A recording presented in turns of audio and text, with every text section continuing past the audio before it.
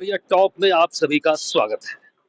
Transfer, स्थानांतरण, तबादला या इससे कुछ शब्द आगे कहें तो अदला बदली, यह इन शब्द के सब अर्थ एक ही हैं, मायने एक ही हैं, लेकिन इसका महत्व बढ़ जाता है। ये साल का एक ऐसा समय होता है, जून का आखिरी सप्ताह या जुलाई का पहला सप्ताह जो होता है, ये ट्रांसफर सीजन बोला जाता है, जिसे तबादला नीति लागू हो गई है। अभी योगी सरकार ने इस बार लोकसभा चुनाव संपन्न होने के बाद इस तबादला नीति को जारी कर दिया। अब तबादला होने के केवल कुछ ही दिन बचे हैं।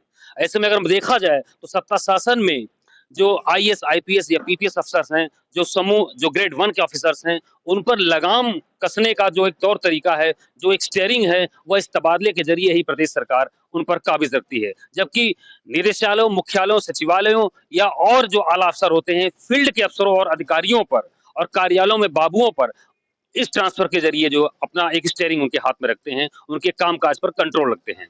तबादला वैसे देखा जाए तो एक रूटीन प्रक्रिया है, हर प्रदेश सरकार में, हर ब्यूरोक्रेसी में, हर सत्ता शासन के कार्यप्रणाली में हर साल होता रहता है। लेकिन जब भी तबादला सीजन आता है तो तमाम तरीके के जो है बातें सुनने को मिलती है। वैसे अगर हम परिवहन विभाग की बात करें तो उत्तर प्रदेश का परिवहन विभाग राजस्व की दृष्टि से दूसरा या तीसरा विभाग आता है, जो राजस्व संकलन में बहुत बड़ी भूमिका निभाता है। ऐसे में यहाँ पर भी तमाम आरटीओ, एआरटीओ, पीटीओ, आरआई या बाबुओं का एक बहुत बड़ा एक नेटवर्क होता है, जो अपने तौर तरीके से मनमानी सीट चाहते हैं। लेकिन इस बार जो नियमावली कहती है, वो कहती है कि 10% कर्मचारियों का और 20% क्लास 1 अफसरों का जो है स्थानांतरण होता है। हालांकि आईएएस, आईपीएस और पीपीएस और पीसीएस अधिकारियों का तबादला लगभग लगभग पूरा हो चुका है। अब बाबुओं और उसके नीचे के अधीनस्थ अधिकारियों का तबादला होना बाकी है।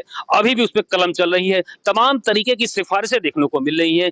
पिछले साल जब यही सिफारिशें इस तरीके से रुक गई थी, जब योगी सरकार का विश्वास अपने लोगों से या अपने विधायकों, सांसदों और मंत्रियों से कहीं ज्यादा ब्यूरोक्रेसी पर था, तो उस बार तमाम माननीयों के लेटर जो है नजरअंदाज कर दिए गए। परिवहन विभाग की माने तो उस समय हालत यह थी कि इस समय के जो माननीय मंत्री जी हैं, उनकी भी नहीं उस बार चल पाई और केवल 10-5% तक ही वह अपने तबादले अपने अनुसार करा पाए। लेकिन अब 2000 लोकसभा के जो चुनावी परिणाम आए हैं, वह पूरे तरीके से विपरीत आए हैं और उसके बाद जो समीक्षा रिपोर्ट आई है, वो यही कहती है कि योगी जो इसके पहले जो ब्यूरोक्रेसी पर जरूरत से ज्यादा भरोसा करते थे और अपने विधायकों, सांसदों और अपने मंत्रियों पर और साथ ही पार्टी कार्यकर्ताओं पर दूरी बनाकर रखते थे, उसका खामियाजा इस बार उनको लोकसभा चुनाव में भुगतना पड़ा। इसके बाद योगी ने चुनावी थकान से दूर होने के बाद ही उन्होंने मीटिंग की आला अफसरों के साथ, उसके बाद विधायकों, सांसदों से की और ये सीधे तौर पर सख्त हिदायत दी और चेतावनी दी कि जनता से जाकर मिलिए और उन्होंने तमाम तरीके के जो है सहूलियतें देने शुरू की।